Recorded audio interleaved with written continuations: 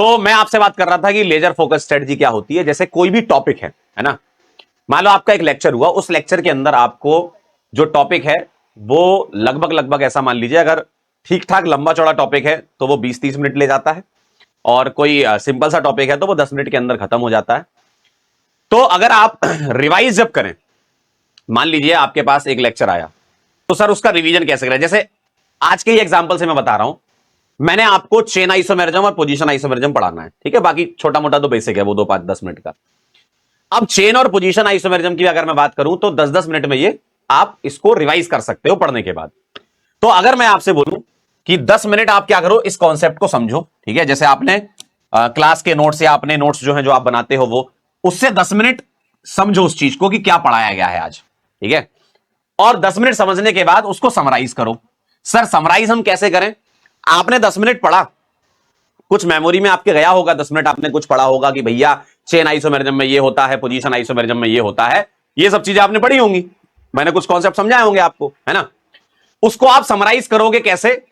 बिना देखे। यस, देख करके समराइज नहीं करना, बिना देखे। आपने पढ़ लिया 10 मिनट, फिर 2-3 मिनट आप क्या करो, उसको समराइज करो कि मैंने जो पढ़ा है उसमें क्या क्या। आपने कॉपी बंद कर दी है ना, आप चाहो तो आंख बंद करके भी उसको समराइज कर सकते हो, और अगर लिख के करोगे तो ज्यादा बेटर रहेगा आपके लिए, है ना। तो आप उस चीज को लिखो कि आज हमने क्या पढ़ा, क्या समराइज करा हमने, ठीक है। तो 2-3 मिनट में इसको आप समराइज कर लीजिए इस टॉपिक को, और उसके 2-3 सवाल लगा लीजिए जो कि आपको होमवर्क देता हूं मैं।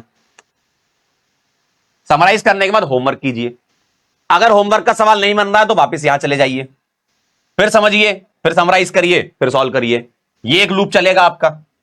और अगर आपने 2-3 क्वेश्चन सॉल्व कर लिया, आपको समझ में आ गया, सब हो गया, सर मैंने कॉन्सेप्ट समझ लिया, सर मैंने उसको समराइज भी कर लिया दिमाग में कि इसमें ऐसा होता है, और उसके क्वेश्चन सॉल्व कर लिए, तो आप अगले स्टेप पर आ जाइएगा, स्पीक कॉन्सेप्ट। इसका मतलब क्या है? कॉपी खोलिए, है ना, या आपको अगर बिना कॉपी खोली हो जाए तो आनंद आ जाए। अगर बिना कॉपी खोले हो रहा है ये काम तो अच्छी बात है, नहीं तो कॉपी खोल लीजिए।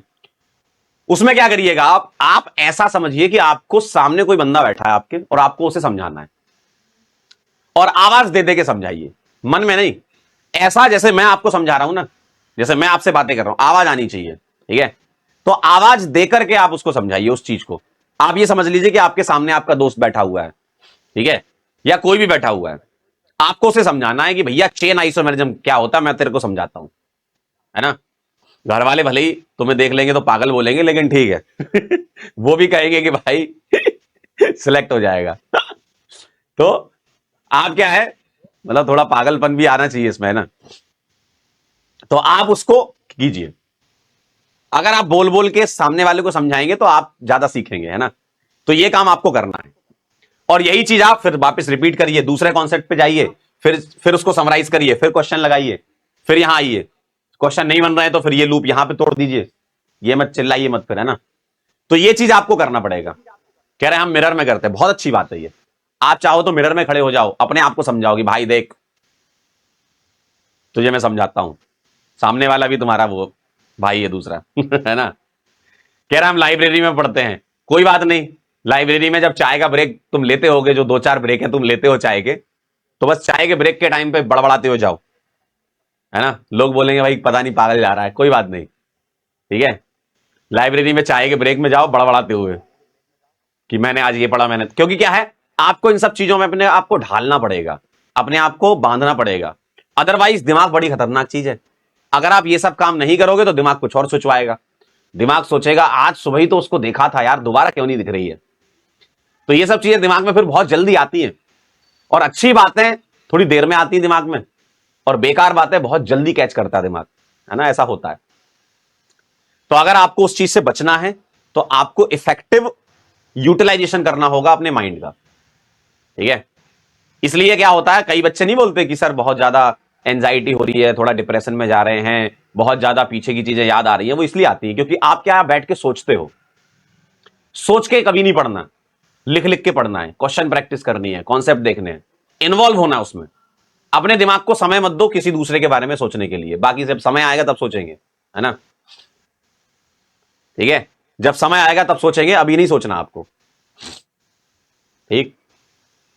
कह रहे हैं भैया अस मूवमेंट, हाँ ऐसे ही होता है भाई ऐसे ही होता है भाई जब जब दिख जाती है तो दिन बहुत अच्छा जाता है। क्यों? जब नहीं दिखती तो ऐसा लगता है सूना सूना सा हो गया जीवन। बेटा इसी को कहते हैं नरक में जाना। ये नरक का द्वार खोलता है ये। और गरुड़ पुराण में इसके लिए सजा है। गरुड़ पुराण में इसके लिए सजा है भाई। ऐसा अगर तुम सोचते हो अपना काम ना करने के लिए, एक सजा होती है अपना काम ठीक से ना करने के लिए। ठीक है, तो वो सजा तुम्हें मिलेगी भाई फिर बाद में। इसलिए अभी सुधर जाओ और अब फोकस करो पूरा पढ़ाई पर। ठीक है, और अभी से भी आप अगर मान लो स्टार्ट करते हो तो एक लेवल तक तो आप पहुंच ही सकते हो, है ना। क्योंकि देखो काफी बच्चे शुरू से पढ़ते हैं, वो आपसे काफी आगे हैं, लेकिन उनके बारे में हमें नहीं सोचना। हमें ये सोचना है कि अब हम आप यहां से स्टार्ट कर रहे हैं तो अब हम यहां से कहां तक जा सकते हैं। तो अपनी लिमिट के हिसाब से आप जितना अचीव कर सकते हो, आप इनपुट डालोगे आपको आउटपुट मिलेगा। ठीक है, बस मेहनत करते रहिएगा। क्लियर है?